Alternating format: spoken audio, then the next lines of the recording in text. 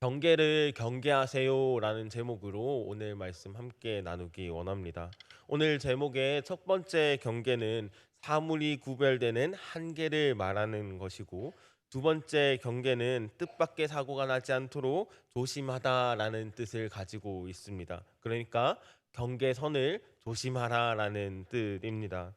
우리는 계속해서 레위기를 살펴보고 있습니다. 레위기는 토라의 이 세 번째 책입니다. 성경에서 가장 난해하고 난감하고 환영받지 못하는 책 중 하나입니다.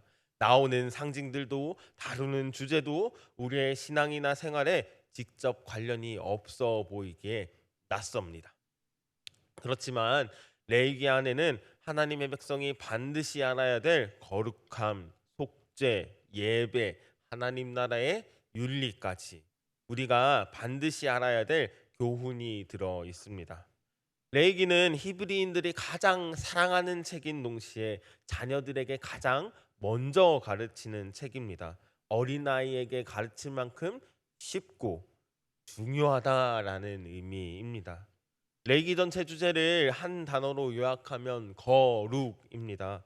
하나님은 거룩하신 분이고 이스라엘은 거룩한 백성으로 부름받았습니다. 내가 거룩하니 너희도 거룩하라라는 것이죠. 거룩한 하나님을 섬기며 그분의 영광을 세상에 전하는 이 사명을 위해서 이스라엘은 부름받았고, 이스라엘은 부름받은 거룩한 백성입니다. 거룩은 이스라엘 백성들의 존재 이유입니다. 거룩은 하나님께 성별됨입니다. 하나님께 속하고 하나님을 섬기기 위해 성별됨이 바로 이 거룩입니다. 또한 거룩은 세상과 구별됨입니다. 세상에서 부름받은 존재이니 이제 세상과 달라져야 한다는 것이죠. 또한 거룩은 죄와 결별함입니다. 죄를 멀리하고 버리는 것이죠. 죄는 타협의 대상이 아니라 용납의 대상이 아니라 경계와 혐오의 대상입니다. 거룩은 또한 예배와 삶의 통합입니다. 교회에서 이 제사에서 드리는 제의뿐만 아니라 윤리도 하나님 앞에서뿐만 아니라 세상 속에서 실천되어야 합니다. 예배당 안에서뿐만 아니라 일상에서 성별에서 시작되어 사랑으로 실천함이 완성됨을 레위기가 얘기하고 있습니다. 11장은 이스라엘 백성들이 삶 속에서 의식적으로 정결을 이루어야 함을 계속해서 강조합니다. 정결과 부정에 관한 규례는 11장에서부터 시작하여 15장까지 이어지는 아주 큰 주제입니다.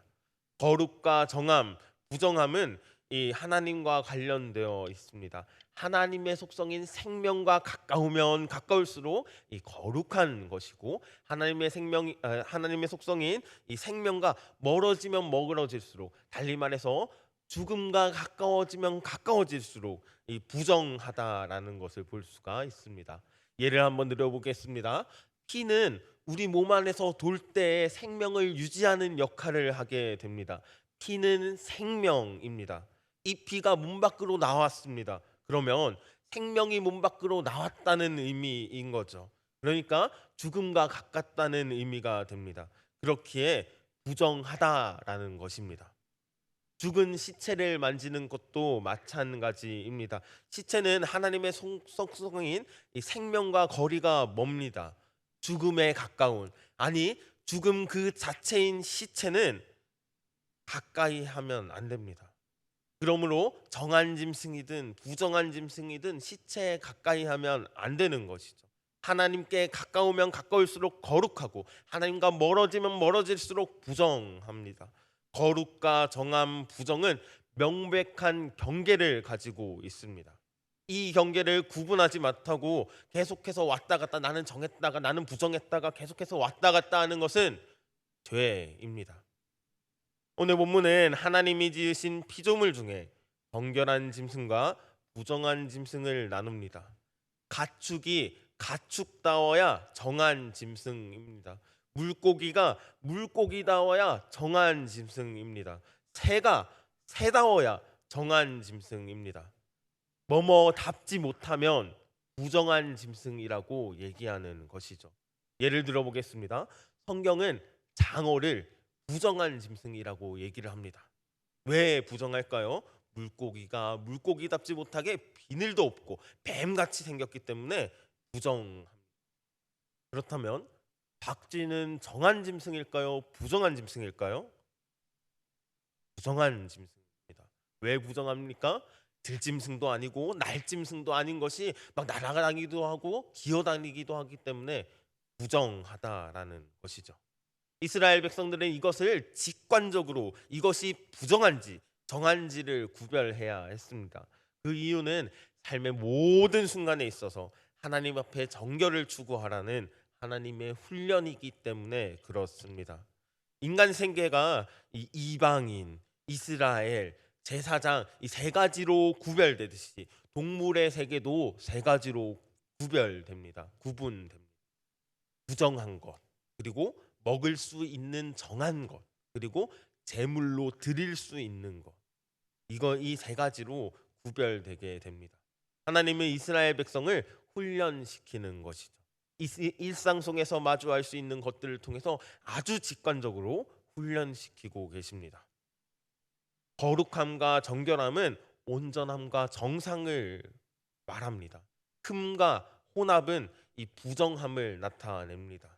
정결 규례를 지킴으로써 이스라엘 백성은 자신들이 만민 중에 구별되어 하나님께 속한 거룩한 자가 되었음을 기억하며 거룩한 백성이 되었음을 기억하며 감사해야 했습니다.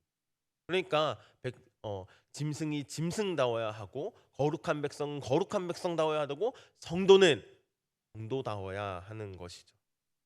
뚜렷한 경계로 구별된 민족으로 살아가는 이스라엘에게 하나님이 명확하지 않은 경계가 모호한 짐승들을 부정하다라고 얘기하고 있습니다. 정결함과 부정함은 창조 질서 하나님과 가깝냐 뭐냐를 나타내는 지표입니다. 정결함과 부정함은 창조 질서 하나님과 가깝냐 뭐냐를 나타내는 지표입니다. 동물은 이 부정한 동물, 정결한 동물, 드려지는 동물이 정해져 있습니다. 그런데 사람은 부정한 사람, 정결한 사람, 드려지는 사람이 정해져 있지 않습니다. 내가 언제든지 부정한 사람도 됐다가 정결한 사람도 됐다가 거룩한 사람, 드려지는 사람이 되기도 한다는 것이죠. 모든 사람은 가운데 정결한 사람으로 시작됩니다. 그런데 이 사람이 죄를 짓거나 하나님과 멀리 떨어지게 되면 부정하다라고 얘기를 합니다. 또한 이 사람이 하나님께 나아가고자 하고 하나님과 함께하면 이 사람은 드려지는 사람으로서 살아가게 됩니다. 하나님은 거룩한 경계를 계속해서 요구하십니다. 그것을 훈련하기 위해서 경계가 모호한 생물들을 부정한 짐승이다라고 말씀하셨습니다. 오늘 나의 삶은 어떠한가요? 거룩한 경계가 명확하게 세워져 있나요? 거룩한 경계로가 무너져 분별력이 흐려져 있지는 않나요? 거룩한 경계가 무너져 세속화되고 가나안화되고 분별력 없이 살아가고 있지는 않은가요? 이스라엘 백성들이 말씀을 통해서 분별된 백성답게 살아갔듯이 오늘도 우리 말씀을 통해서 구별된 자로서 성도답게 살아가야 합니다. 하나님은 오늘도 우리에게 거룩한 경계를 요구하고 있습니다. 세상에서 살아가지만 구별됨으로 거룩함으로 구분되는 우리 성서중부교회 성도 되길 간절히 기도합니다. 기도드리겠습니다. 사랑이 많으신 하나님 아버지 참 감사합니다. 주님은 우리를 거룩한 하나님의 백성으로 부르셨습니다. 세상에서 거룩하게 살아가는 주님의 모습을 보여주는 성도로서 부르셨습니다. 오늘 말씀은 짐승은 짐승다워야 되고 백성은 백성다워야 되고 거룩한 성도는 성도다워야 함을 말씀하셨습니다. 세상에 명확하게 구분되어서 주님의 거룩함을 드러내야 하지만 오늘 나는 부족함을 고백합니다. 부족하기에 주님 앞에 나와 기도합니다. 오늘도 감당할 수 있는 힘과 능력 부어 주시고 더욱더 주님을 사랑할 수 있도록 도와주시옵소서. 은혜를 구하는 은혜에 걸맞는 성도가 되게 도와주시옵소서. 예수 그리스도의 이름으로 기도드리옵나이다. 하늘에